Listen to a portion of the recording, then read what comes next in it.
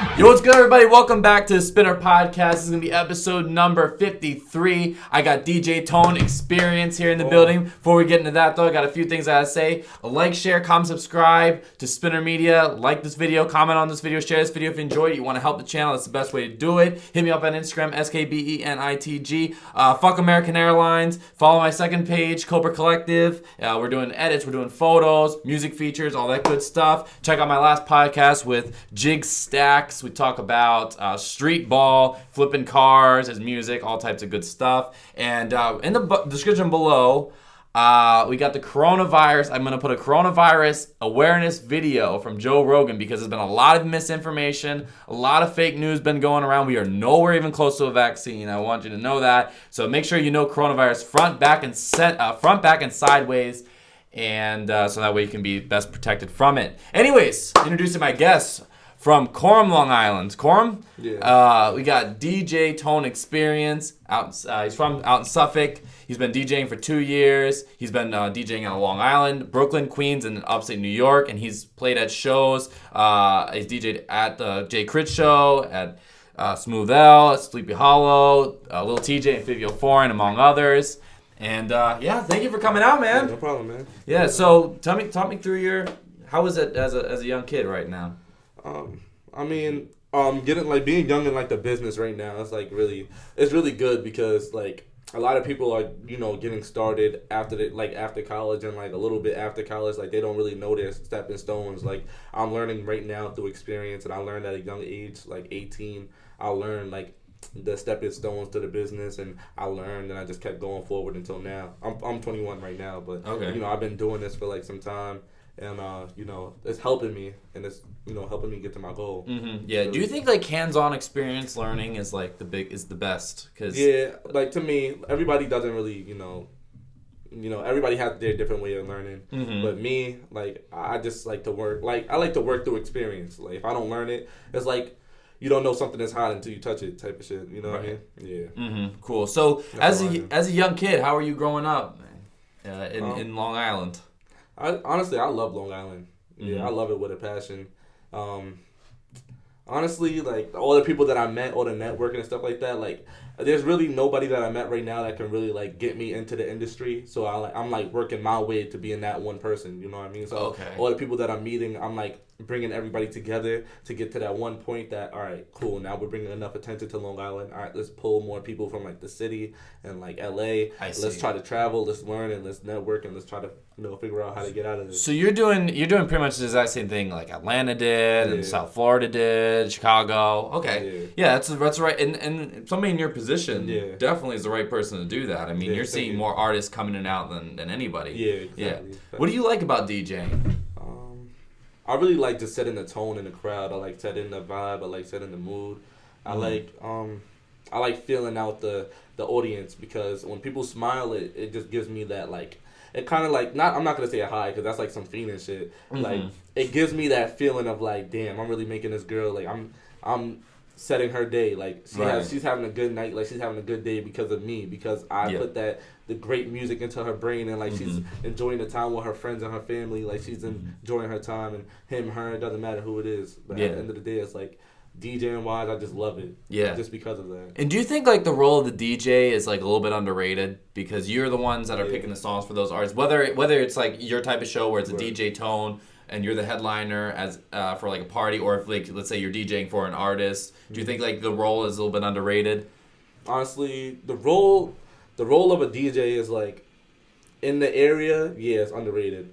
But when it comes to like setting up shows and stuff like that, I feel like we in the clubs, like, we're not underrated, because we're the people that get like the artist music, like, before it even comes out, like underrated, like unreleased music. Like, let's say me and Lil Uzi, got on that Bond type shit, and then like he's about to drop something, he wants me to play it in the club first to, get everybody to feel it out. Yeah. I wouldn't say like we're not too underrated, but like we're the reason why artists get played. Like, you know what I mean? Like the radio and stuff like that. So without the DJ, there is no artist. Like, you know what the artist is? Like, the artist, I want to say there is no artist, because the artist is an artist regardless.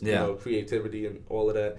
But when it comes to like getting an exposure of the artist, setting the tone for the artist, hyping up the artist, it's the DJ that does that. Okay. Yeah. Now, when you were young, like, what was your early introductions to music? Were you always into music? I was always into music from a young age. My mom always played like old school R&B. She played a lot of Keisha Cole, a lot of Mariah Carey, a lot of Mary J. Blige. I was always into R&B stuff like that. Jaheim, Tank. I was always into like those those are like the pop and R&B singers at that time. Right. I was also into like 50 Cent. I used to bump 50 Cent all the time. Yeah. Dr. Dre, Eminem. Okay. Like I fucked with Slim Shady. All of that like at that time. But my babysitters, they used to play like a lot of like 80s. So I got introduced to like 80s, and then I got introduced to the 70s. And I'm like, damn, like these generations are better than the 90s. I'm like, God damn. In terms of, is that like general music, like I disco, love pop, rock? Okay, yeah. I love like just the energy that everybody gave off at that time. Now it's like more everybody's thinking too much. Yeah. You know what I mean? I see. Back in the days, like 80s and the 70s, they just was singing about happiness. Where I didn't hear anything like blues was like the closest thing to like heartbreak and heartache. Everything else was like, even the heartbreak song. Michael Jackson used to make heartbreak songs, and they was really uplifting, and they didn't really sound that bad to make you depressed. Now you hear music and it's like, damn, I'm depressed. Yeah. You know what I mean? Yeah, like, I can see what you mean. Yeah. Yeah, but 70s and 80s was really that era of like happiness to me. Yeah. That's like the time the DJ really blew up too, I would think. 70s, 80s at those. Yeah, I think it was like probably 80s, like early and late 80s. Got into it. Yeah, had the vinyls and vinyl records, and then around that. Probably like late 70s, I think. I'm not too sure about it, but yeah. I mean, also came in with instead of having bands up there that are playing everything, like the guitar's getting played, the drums are getting played, the vocals are getting played. It's playback, I guess you could say, with some of the hip hop stuff. You're not like the beat might have to get played by a DJ, you know. Yeah. So when you were young, did you want to be an artist? Did you play instruments, by the way? Yeah, I played viola. I played bass guitar. Okay. When I was younger, and then I like left it. I didn't fuck with it. No. I was just the type to like learn by ear and learn by like doing it. Okay. And my teacher was just like giving me these paper and sheets and just expecting me to read the notes. And I'm like, I don't know any of these notes. Everybody in the class was like, I know these notes. And I'm like, I don't know these notes, so I'm just going to play off of what I think is okay. So I was just that off key, guy in the class, in the orchestra at the time, so I didn't really fuck with it. And how old were you at this time? I was in middle school, so you were in middle 4th grade, 5th grade, and 6th grade, 7th grade. I played viola. Okay. Yeah, because I remember, like, when I was a kid, my mom, she used to, because I didn't want to do an instrument, but at my elementary school, you had to do an instrument or chorus. Or both. Yeah. So I would go in the chorus so I could lip sync, right? Yeah. So my mom would have to go to these concerts, and she used to hate the band. Nah. Because the band would be so off key, and it would just be, especially the trumpets and the brass instruments. Oh my God, it would be a disaster. Yeah, I know. If you heard, like, I heard it back on VHS, like not VHS, like our video camcorder. Yeah. And I was like, my God. I felt so bad. An hour of that, awful, and especially because it's ruining songs too. So it would be like Christmas songs, holiday songs, and they would just blow the shit out of them, man. Awful. So were you in sports at this time too, or were you doing other? I played ball in 9th grade, 8th grade, and all throughout my high school. Okay. Yeah, that was it. Okay. And then I played 1 year in college, and then that was really after that. And okay. After I came back home from college, I became a DJ. Okay, cool. Yeah. So music was taking a break from your life from 7th grade till you became a DJ? Music? Nah. Okay. I always loved music, and I've been writing music since, like, probably 6th grade. I just never knew like what I could do with it, where to put it at. So when SoundCloud first came out, I was like, oh shit, like 2012. I'm like, oh, I got all these songs that I wrote in like 11 and 10. I said, let me put it, on a piece of paper, on a beat.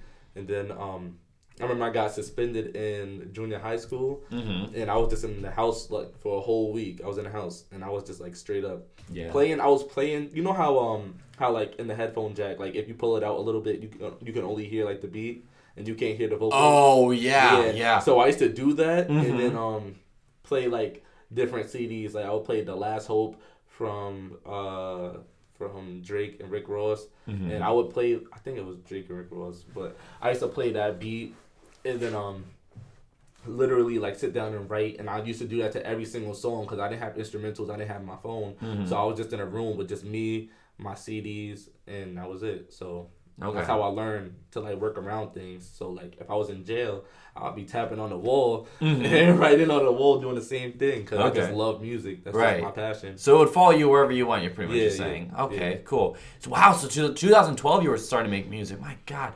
that's not even when SoundCloud got big. Like that's way before. That was probably when I first learned about it. Used to press something and then it used to like record everything, like the speakers in the background and you at the same time. Oh, but it wasn't really like, it was just recording sounds. It wasn't really like put your music on SoundCloud. It was just record, let go. That's it. Wow. Yeah. Man. Because I remember when I first saw SoundCloud, I discovered it through, I was into EDM at the time, like when I was like 15, 13, 14, 15. Word. Yeah, totally different site now. Yeah, it's crazy. You know? Yeah. I never thought it would become a hip-hop site like it did. So what was like the main topics of your music back then? Because, by the way, also I forgot to say in the intro that he also is a recording artist. Yeah. So you've been a recording artist longer than a DJ even. Yeah. Okay, so what were your early tracks about then? My early tracks, alright, so when I was younger, it really wasn't about anything. I just used to be in love. Like I used to love females. I love girls to this day. Like I still love females. Like I just have that passion. Yeah, you're like A$AP Rocky, that same thing there. Yeah, I just love them, bro. Like I just got that passion. I just love it, bro.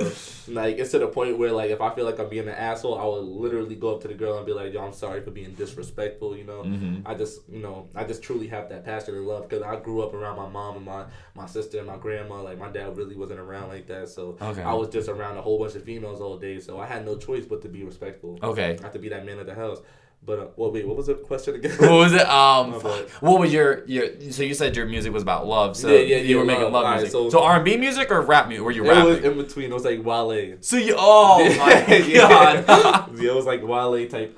So I was really making songs about like this one girl that I loved. Her name was Kyra. Yo, shout out Kyra. Yeah, facts. Is she you think she'd be watching this or no? Or has she been long out of your life? I don't know. Yeah, she follows me on Instagram, but that's really it. I don't really know. But like she got kids now, so she living her life in Florida. So oh, okay, you know what okay. I mean? Yeah. So I'm out here in LA, gotta put on. But I just at the time I was just really making music about her and some other few girls, but at the time it was really just about her, and it was just about like the situations I've been through and just telling her like, yo, no other girl has me like you do, you know. So I was just telling her that, and like, we was just on and off. It was really some little kid shit, but I didn't really, appreciate it till now. Yeah. And now I'm like, damn, heartbreak and heartaches is what I've been through all my life, and I took it harder than probably anybody else in middle school, junior high school, and high school. So all that tension just built me up to like make my music. So that's why I love music so much, because I can express myself. Yeah, and actually, I was thinking to myself, like, but your first girlfriends were when you were 13, 14, 15, 16 years. So you can be hella cringy at that age, and you're like, oh, then I'm good. I swear, everyone has that cringy phase. No one goes like straight into being a savage. Like, no one does, right? So I'd rather get it out of the way when I'm like 13, 14, 15, 16 years old, when I will look back at it and like, I was just a kid. Not be a 20-year-old simp who runs around and does the same thing. Because you see like guys our age in their first relationships and how cringy that can be. Yeah. How bad that can be, right? Yeah, it's bad. Yeah. Because you don't really know how to kiss. You don't really know how to like love and touch. You're just like, you don't know what to say. Boom. First kiss. Boom. Yeah. Literally. First hug. Yeah. One arm, bro. Facts to the side. God damn. That was crazy. Thank God I don't remember either of those for me. Yeah. I remember my first kiss because that shit was horrible. You do? Yeah. How was that? Well, not my first kiss. Well, my first kiss, honestly, this girl took me to like this like vacant area of like school after school, and I was like, bro, what the fuck are we doing? And like she just broke up with me that day, and she was like, I just need to talk to you. Boom, she gets me on the wall. She goes and leans in to kiss me, and I just fall down like into a curl. I'm like, chill. Damn, you weren't even fucking with it back then, man. I'm like, chill. Shit. It was like 6th grade. I was like, chill. I'm like, chill, I'm not, nah, bro. And then she was like, no, just try it. Like, boom. I was like, all right, boom. Like, you gotta, like, put me on before you start trying to do extra things. Yeah. So then I just leaned in and then we kissed and that was really it. And then she broke up with you the same day? Yeah. We never got back together, but then we got back together. Then she broke up with me. It's weird shit. Bro. Damn, man. That was 6th grade, like 2007. Shit. Yeah. Shit, so you had this girlfriend for like 1 day, 2 days, 3 days, pretty much? No, the first day we dated, we only dated for like an hour, and then she was like, "Oh my gosh, I forgot that I'm still dating." Boom, boom, boom. Oh, so she was cheating? Like you were a homewrecker back then? Yeah, like she was dating some dude, and then she was like, "Oh my gosh, like I like him so much." I'm like, "Bro, like let's date." And then she was like, "All right." Boom, leaves the class, goes to another class, comes back and says, "Oh, I'm still dating my other boyfriend, so we're gonna have to like date when I'm not dating him." I'm like, all right. Wait, what? I'm like, damn, bro. Like, bro, even that concept to me back then, I would have been like, nah, something's not right about that, man. Something's not right about that. Yo, girls in middle school really be hoes. They really be they be dating boys for like, be dating 2 boys in the same week, you know, and then they'll break up with them and date another guy for a week. You know, y'all are hoes out there. I know they don't do anything, like they don't fuck them or nothing like that, but they'll just say like, you know, they get around more than the females today. You know, if you want to see where the real hoes are, go to middle school and teach these girls now loyalty back then. You know.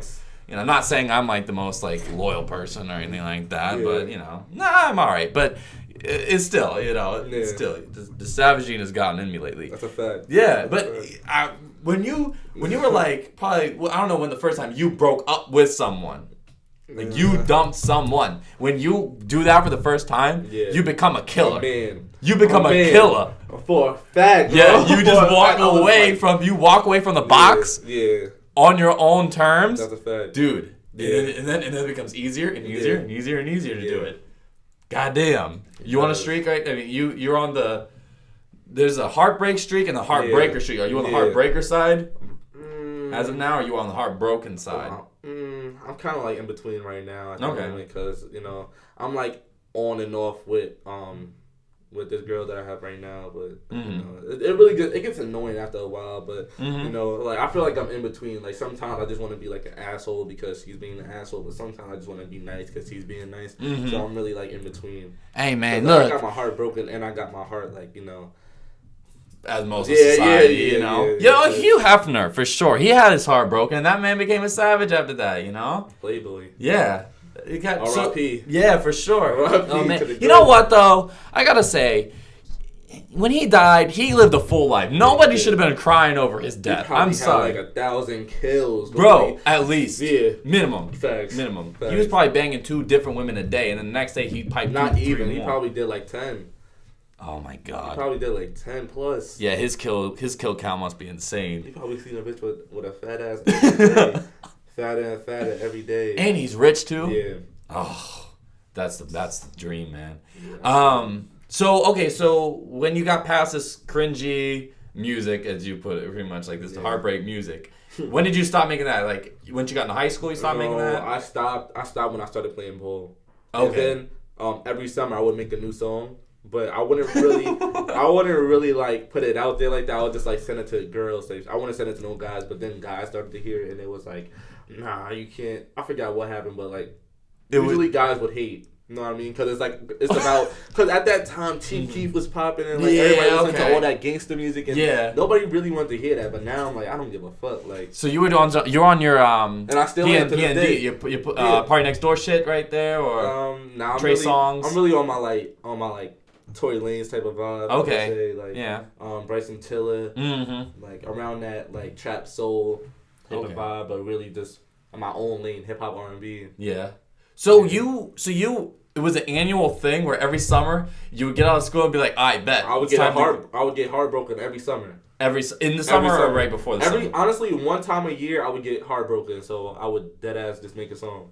Okay. Yeah. And it would just be one song every heartbreak. Oh my god. Dude, so what you gotta do, you had Drake who did that care package tape. Yeah. We gotta make the DJ Tone care package tape of all the songs from when you were 13 to whenever you said, nah, we're not doing one song a year anymore. Crazy. That would be insane. That would be nuts. Yeah, because I got this song called City Boy Love, and basically that was like this the next heartbreak song. That was gonna come out. No, it already came out. Oh, it did. Yeah. Okay. So City Boy Love was basically about the same thing, like being like just being in between of like a heartbreaker and a heartbreak. I mean, like being heartbroken. Okay. So basically, City Boy, the definition of it is like just focusing on yourself and not really caring much about girls. Right. Like girls come and go, but you don't really have feelings for them like that. Okay. But on my part, I was just saying like City Boy Love was basically about the love side of being a city boy. So I was talking about like, you know, how I got mad hoes and like, you know, I love this one girl, but she don't be answering the phone like that, and you know, I'm like, you know, in my bag and stuff like that. But then at the end of the day, I just want to get back with her, and then I get back with her. Okay. So real playa songs, pretty much. That's what you're saying. Okay. Yeah. Dope. Yeah. So when did you decide, nah, I'm gonna do part-time DJ, part-time music? Music. Last summer I dropped the EP I dropped the EP in February last month. But I've been working on that EP since late July. Okay. So since I've been working on that EP, I was like, you know what? Boom. You know, I had like 10 songs at least. Yeah. And I only dropped 4. Okay. Well, 3 because I already dropped a single. So the reason why I dropped it at that time is because I just felt like I wasn't ready. And like I had a new sound. Everybody had to like hear that one single out until they was like, you know what, we need more music. Then I had that more fire, and then they was like, oh shit, like he's really about that. So I'm like, all right, okay. Now I just need to focus on what my next hit is gonna be, because every single song that you make, you know, pushes you. Okay. You know, it pushes you to the next level. So if the next song that you drop after your EP is not good, you might as well just kick it to the curb. So I'm just like, you know, I'm testing my waters. I'm about to make like 10 more songs and then drop 1 song. Okay. Make 10 more songs, 20 more songs, and then drop 1 song. And then make probably like 50 more songs and then drop 4 song EP. 2 songs. Yeah, 3 songs. Yeah, right. 4 song EP again. So that's really how it goes. Honestly. Okay. Yeah.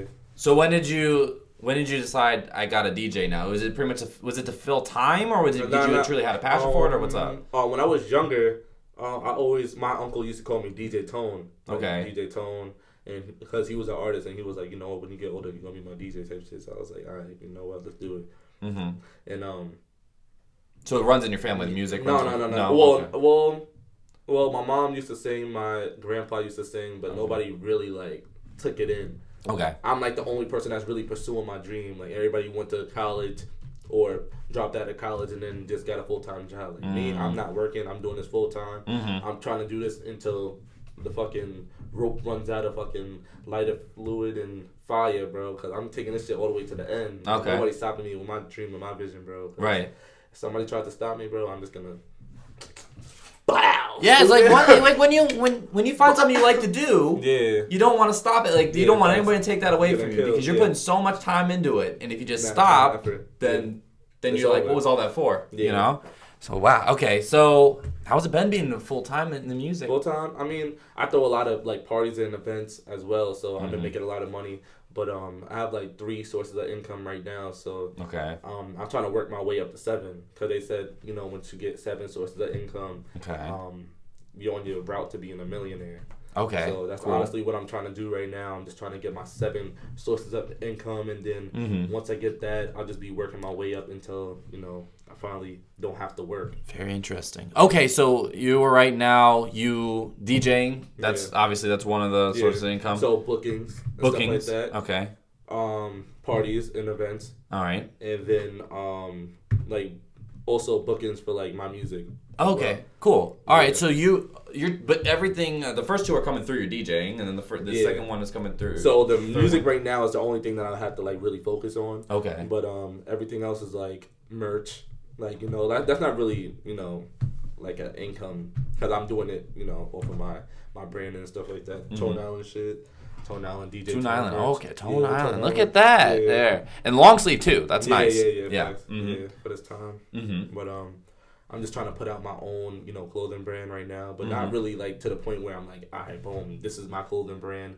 This is what this is the face of me. Like, no, I want to be DJ Tone. I want to throw my parties, and then at the parties, this is the shirt that you can get. Okay, party, nice. You know? So that's really just 3 sources of income that I'm doing right now. I want to become like a full-time promoter. So, like, I seen Fat Boy doing like like promotion at car rentals, like car places and stuff like that. I want to be on that type of time where like I'm like the head of like a certain you know that girl from State Farm.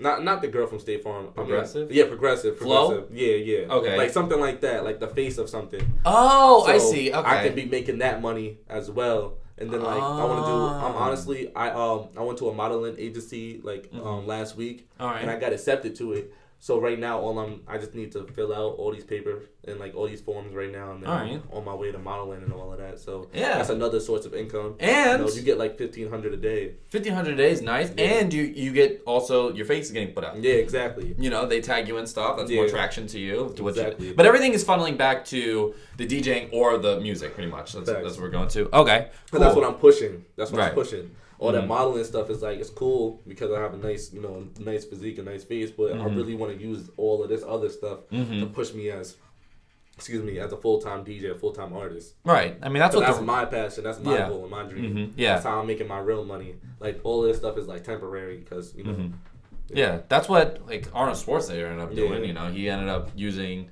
bodybuilding to get him into acting, to get him into the governor. You know, The Rock did the same thing, football into wrestling into acting. Exactly. You know, that's smart though. I mean, you're on your Jay-Z businessman type shit. Really, do you listen to 444 or is it 44.4? No, you don't. Okay, because I know fuck with Jay-Z, but I just don't. That's not my. It's not my. Not your vibes. Yeah, there. it's not my vibe. Yeah. Like Who you listen to? Cry. Well, let's do it. So I listen to Tory Lanez. I listen to J. Cole. I listen to Lauryn Hill. I listen to Travis Scott. I listen to a lot of 90s, a lot of 80s, a lot of 70s. I like Michael Jackson. That's one of my my top artists in the game. Yep. Like it motivated me to to the core. Honestly, like Chris Brown. Okay. Really, I think that's really it now.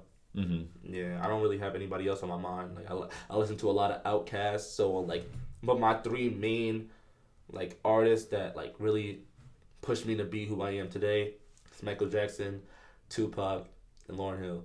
Okay, interesting. Those three artists are the reason why I make the music I make today. Okay. Yeah. And if you had to put a fourth on there for a Mount Rushmore, Travis Scott. Okay, that's your modern guy. Yeah, because he's pushing the boundary. All those guys are boundary pushing. Yeah. Exactly. Tupac. I don't think people realize how versatile Tupac was. Yeah. And how versatile he was going to grow into. Yeah. For sure. I mean, at the end, he was getting that pop till 25. Yeah. Yeah. All right. So, in your current DJ parties right now. Yeah. What is? Because I'm sure you gotta update the playlists. Every week, yeah, pretty much. Yeah. So what's in your constant rotation, and what's been getting added lately? Because this is a New York crowd too. It also depends on your location, I would assume. Yeah, I mean it's a lot of music, but any new album that comes out, it's really only those star songs, the poppin' songs are on my playlist. I haven't downloaded anything from the Eternal Take yet because I just feel some of those songs aren't really party songs. You know, the songs that I love aren't party songs. Celebration Station, I fuck with that song. Part 2, I fuck with heavy. Yeah. I fuck with a few more songs. I like the Travis Scott sample that he did. Yep. I fuck with that song. Prices. I fuck with a few more songs, but that's really it. But that's my preference. To other people, they're like, oh yeah, I like that song, I like this song, just because it's the hype. Futsal Shuffle. But that's I fuck with that song too. But all the other songs, those are just hype songs that people are gonna like for 4 months, 6 months, and then boom, it dies out. Yeah. So I don't even take my time to really care so much about downloading them unless they're feeding. They're like, yo, play this at the party, play this at the party. I'm like, all right, cool, I'll play it. So Eternal Take hasn't come up just yet, but it's early days. I have a party this Saturday, so I'm about to download a few, but I'm definitely gonna download 3 to 4. Right. I'm not gonna download the whole album because the whole album isn't party vibes. You know? Yeah. And everybody needs to know the songs in order for me to play it, and then everybody's fucking with it. Part 2, everybody fucks with because XO2 is part 2. Yeah. I'm not gonna fuck with it. No. Okay. So what are the songs right now that's been released in the past, say 6 months, that have been the ones that you've been playing all the time? I know when Pop Smoke died. Yeah. Facts. Songs. 223s, all the Pop Smoke songs. 5 Years going crazy. Smooth L's going crazy. Yeah. Oh my God, Smooth Out could be huge, man. Sheck West is dying.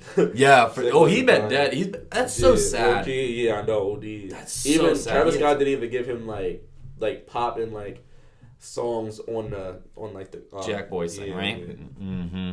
Don Toliver is going stupid though. His songs work in the club. Wildin'. Yeah. That the Out West. I'm not gonna say in the club, but his songs just in general are like really good. Mm-hmm. I want to say they work at the club, but like his songs are like the type of songs you play just to get people like in the club. Like the first 10 songs, like the first. Like I would play Don Toliver the first 10 songs of the club. Okay. Oh, so there is okay. So the first, let's say, how many songs would you play on a normal night? You think? You're obviously not playing 500 songs, but like on a normal party. I really don't even think about that. Like, I'm not gonna front like a 4-hour set. I'm probably playing 500 songs. Are you serious? I'm dead ass. That's really crazy. 500. Yeah, because I only play a minute a song. That's okay. That's what I didn't realize. Yeah. Okay. I'm playing a minute a song, so I'm really selecting the whole time. Oh my lord. And sometimes it's only 30 seconds. Yo, that's what I'm really. Yo, that's nuts. That's what it's crazy to me. God damn. So you're the. By the way, he's the first. We had DJ Caution two episodes ago, but that was in combination with another girl. Yeah. So you're like the first. Like, actually, I'm learning this the first time. Yeah. You know. Damn. Yeah. That's 500 crazy. Songs. Yeah. And this ranges probably more. So do you do it like in waves, where like you'll have like, let's say you have like a couple R&B songs like in a row, and then you'll. I have my different sections, like especially when it comes to my parties. Like I'll have one. The first session is like party starter music, so you play like 2014, a lot of like slow jams, not really slow jams, but like songs that people like loyal Jerry Springer. Like songs like that, like people could sing to and they can vibe to, but they can't really like dance and get hyped and get crazy to. Yeah. So it's like songs that girls come into, they start like moving and grooving with their friends, they're singing to each other. Yeah. And then, boom, hit you with once the girls get in the circle and they get in the middle, hit you with that first twerk song. Then everybody's, here go to twerk songs. Yeah, and then the girls come to the middle, and what attracts, like, the girls attract the guys, and then the guys coming and they like circle around the girls, and then I'm like, all right, boom. So I start doing a little twerking, and then with a little Caribbean. Okay. Boom, I don't see guys really going crazy about the Caribbean music. I'll play Jersey Club. They start grabbing, they start daggering the girls, and then let's say that doesn't work. Then I gotta play like some riot shit. Literally, that's my brain is like, all right, boom. So Pop Smoke was guys, pulled like, out there. I wouldn't really say Pop Smoke. I would just play something light, like some not XXXTentacion. Nah, not to like the 50% mark of the party. Like once it hits like the middle of the party, then I'll start going crazy like Pop Smoke. But when it's like the first like 25%, like before the 50%, I'm playing like light shit that'll get people lit, but not too lit. Okay. Then after it hits 50. Like the 50% mark of the party, and then like the 75, like that portion right there is like to get people lit, go crazy, mosh pit, whatever. And then that last part right there is like everybody got to calm down, get people lit again, but like in a different type of way. So I'll play like slow jams, like R&B. I'll have like a sex session where like I'm playing like sex music, like bedrock and oh my god, like my mind's telling me no, like all that shit. Like girls get crazy over that shit. No, they do. You know what I mean? Yeah. So then the guys are like, oh nah, I gotta like put a girl on the floor and then start like whining and grinding on her on the floor, and then everybody starts going crazy over that shit, and then I just then play some Pop Smoke again, and then everybody's going wild again, and then I just I simmer it down until the end, just so there's no like riots and fights at the end of the party. Right. I really bring like 400 to 500 people like every single party I throw. So it's like, catch me there, man. I gotta get over there. Yeah, that's a fact. If you don't know how to DJ your parties, like you can really fuck up somebody's like whole, like their whole like booking. Like they can be booking that venue and. If you fuck up like DJ wise and like you get people that'll mess up their venue, you will never get that venue ever again. You know what I mean? Like, I see.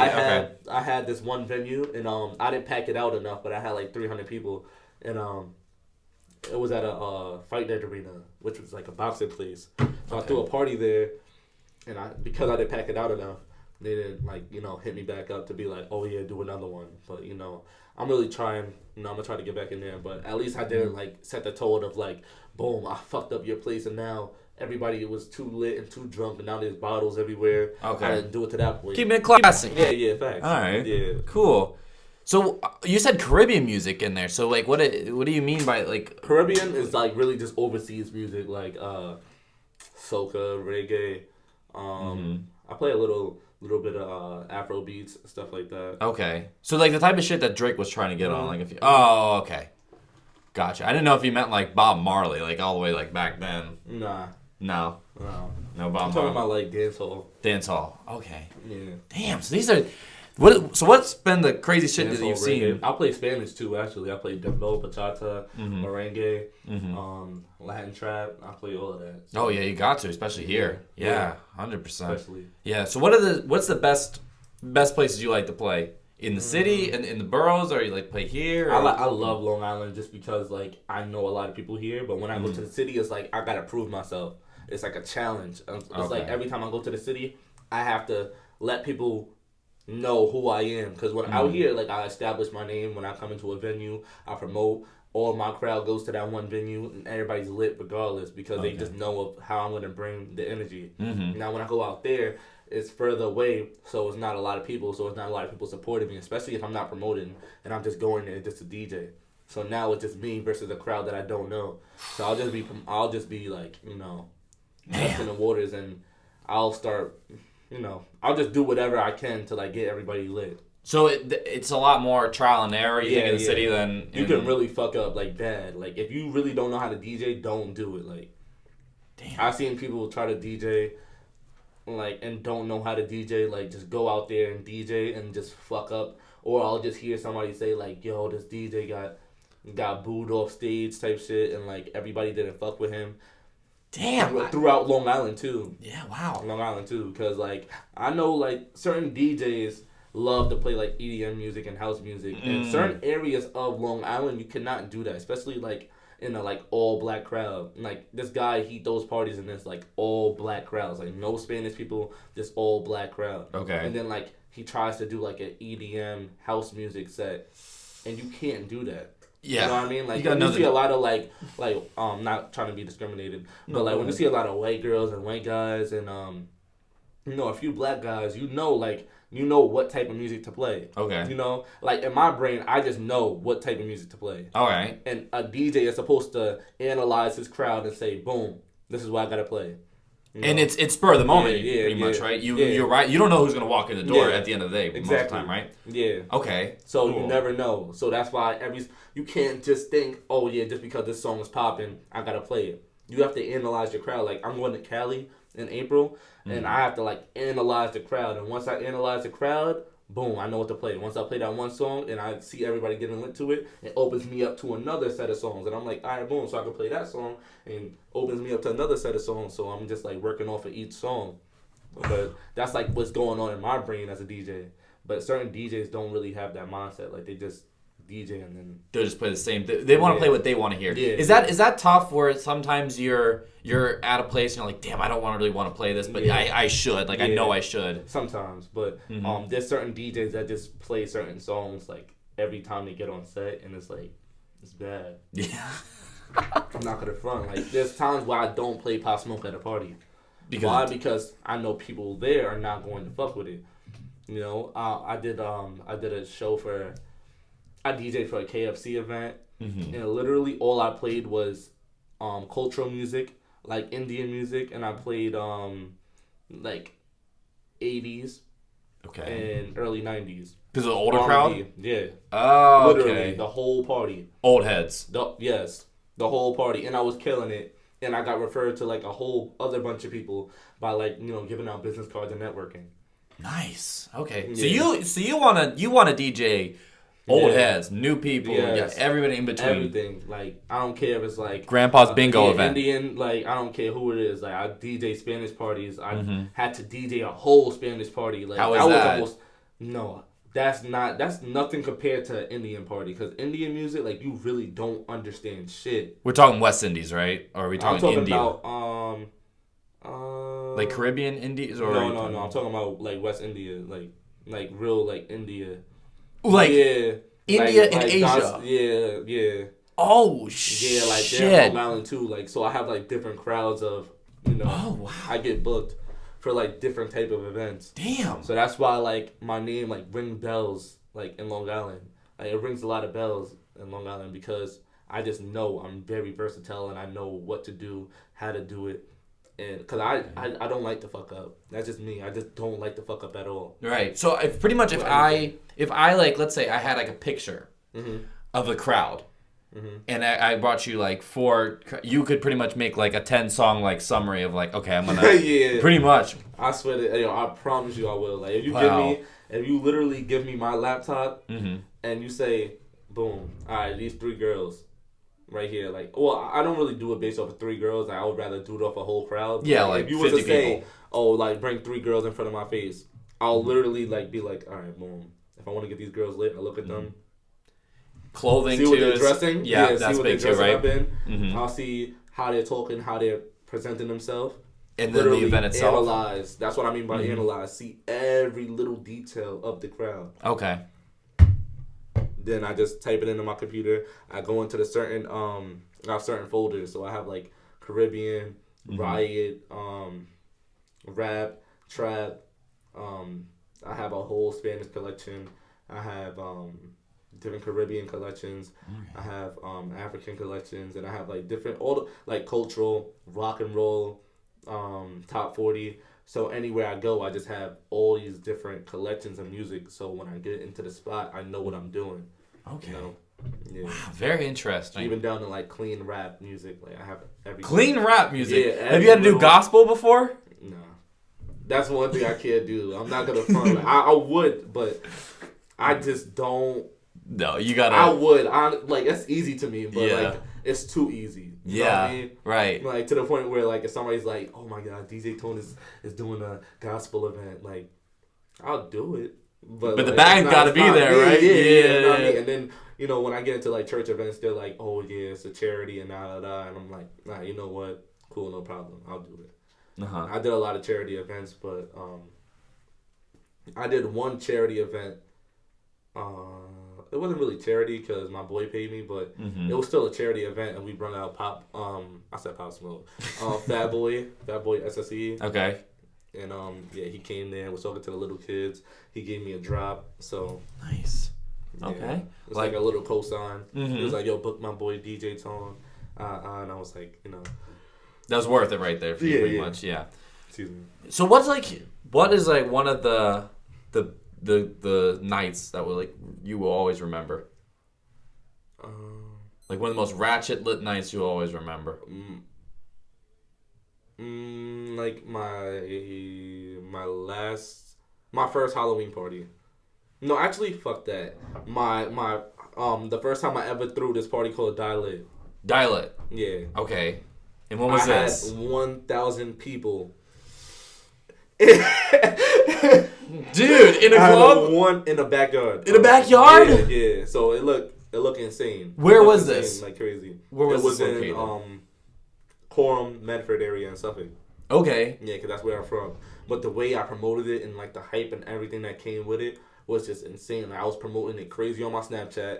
Was going to different colleges, like passing out flyers, going to the mall, passing out flyers. Like, I was passing out flyers and doing hand promotion, and I was doing promotion online. Okay. Paying for promotion, and I was just pushing it so much to the point where my Halloween party got shut down early. I said, yo, guys, I had a team at the time. I said, yo, I'm trying to do this part too. Y'all down? They was like, yeah. Bro, I made that flyer in literally 2 days. Halloween's on the 31st. We made it the 1st. Posted the flyer on the 1st. Party was the 2nd. 1,000 people because the party was free the first hour. We had 500 people the first hour. After that, swarms of people. Swarms. I'm talking about swarms. Non-stop. Like, you would not see people walking through the door. To the point where it was my birthday party too. Overbooked, or did it get overbooked? It was to the point where the cops shut the party down like 3 hours in, and 200 people left, and they thought everybody left. There was still people in the backyard getting lit. There was still like 800 people in the backyard getting lit. Wow. Yes. Like, it was that serious. Like, to that point. Oh my God. Yeah. Dude. Shit, man. I gotta get out of there, man. We gotta do a vlog or something like that. I gotta see this. We could do it, bro. Honestly. This summer is about to be a movie. I throw parties in Southampton, East Hampton, all through the Hamptons, through Mid Suffolk, West Suffolk, and now I'm trying to come out to Nassau. So I'm throwing a party this Saturday in Huntington. So nice. That's like closer to Nassau. You know? Dude, you will. I gotta say, if like those are the type of artists you like, you come out to Nassau, man. Some of these, I will say, there are some ratchet ass clubs out in Hempstead. There, I've been seeing some of the shit that some of the stories and everything that people are telling me. I'm like, oh my God. But it'll be. I'm sure it'll be a lot of fun.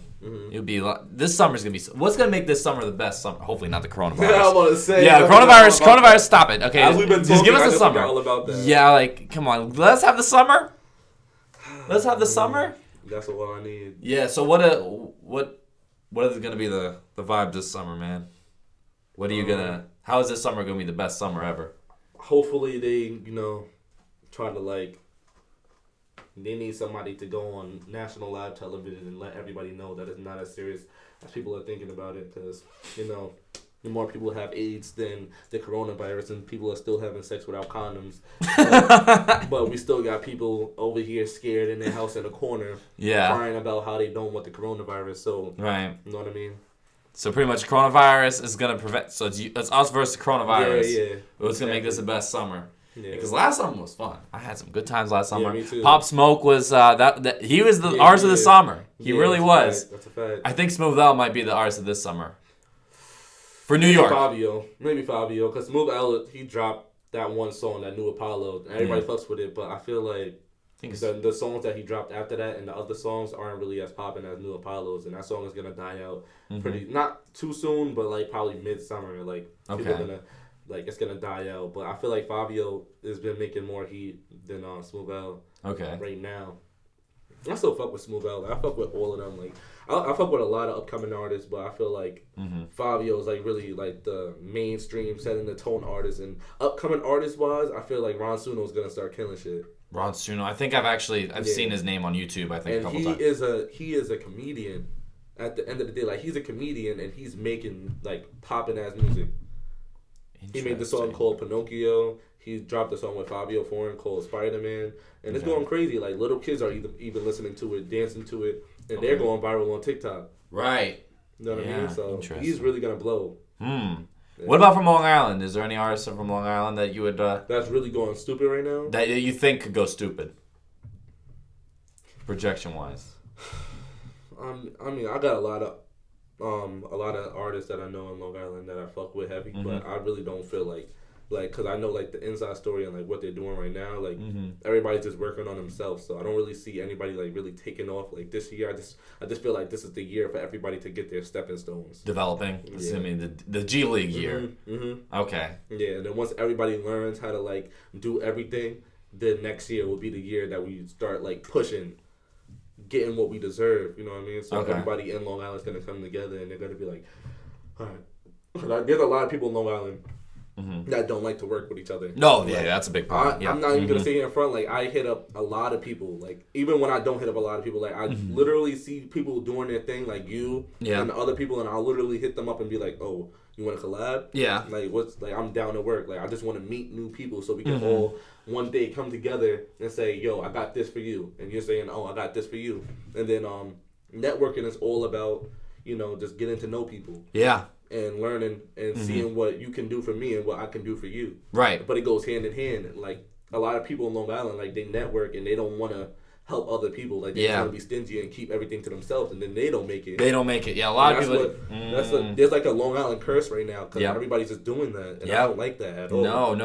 Yeah, I don't like that shit. I don't think people realize just because, let's say, you at 10,000 followers, you reach out to an artist with, let's say, 2,000 followers, and so but you can provide them. Oh, no, actually flip it. Yeah. So let's say you had 2,000 followers as a DJ and you had an artist with 10,000 followers, but you contacted that artist and be like, oh, well, this DJ is not big enough, blah, blah, blah, blah, blah. But they don't realize that you could become bigger than them someday. That's a fact. You become bigger than them, you pass them, and then through that connection you made before, then you can work together again and help them out. You know. I mean, if they dub my shit, I'm not going back to. Oh yeah, that's 100%. No matter what. No. I'm keeping it a buck, bro. Yeah, no. I've had people on this podcast here, you know, where like I'll have everything set up, and then 5 minutes before the podcast, I'll be like, "Oh no, I'm not coming." I'm like, "Are you serious, man?" Yeah, that goes on my op list, and they go on the op list. It'd be like that. That's why when you said, "Yo, you got one more time," I was like, "Damn, he's about his business." No. That's the way. But the thing is, though, you show up to the occasion, mad respect, man. Mad respect, of course. So, I gotta say, check out this guy. We're gonna have to wrap this up now, but check out this guy's work, man. Go to his parties, because I've been seeing some of the clips that you put up, and I'm like, God damn. 400 people in the club. 400 people in the club. Young people, too. Summertime. Yeah, 18 and up, really. So it's like college. Oh. Yeah. So this guy's going to have the summer fix. As long as coronavirus does not prevent us from doing it, crazy. This is going to be the DJ. Yeah, the best summer of fucking our generation. Mm-hmm. Like, you know yeah. what I mean? This guy's going to hustle to make sure that this is going to be the best summer for all of us, medically, if it's medically taken out or not. Thank you for coming on here, man. No problem, man. I appreciate it. What do you want to shout out? Open mic for you. Where can they find you? Shout out all of Long Island. Find me on Instagram at DJTone_experience. Find me on Snapchat at The Prince of LI. And that's really it. That's all I push. Okay. There you go. Keeping it simple, man. We don't have a bunch of people. By the way, shout out to follow Jeff Is Me on Instagram. He's behind the camera today. He came in as like a last minute fill-in. Hey. And he came through. So definitely follow him. He's gonna be on his music shit sometime with the guitar acoustic shit. So you know the vibes. Yo, subscribe to Spinner Media. Thank you for DJ Tone coming out here. And follow me SKBENITG on Instagram. Bye. See you. Pull up on your block, let's get it. Pull up to your spot, let's get it. Making sure to pop, let's get it. I'ma show you how to rock, let's get it. I'ma show you how to rock, let's get it. Lottie-dottie, we like to party. She wanna cause trouble with the bottle of Bacardi. Hold up, let me put it down like this. It's DJ Tone, bitch. Floss in the bank just to make your girl holler. She laughing at you ain't even got $1. Stupid ass nigga always crying by the cent. Bitch, shut the fuck up before your girl gets bent. Real nigga shit, you a real nigga bitch.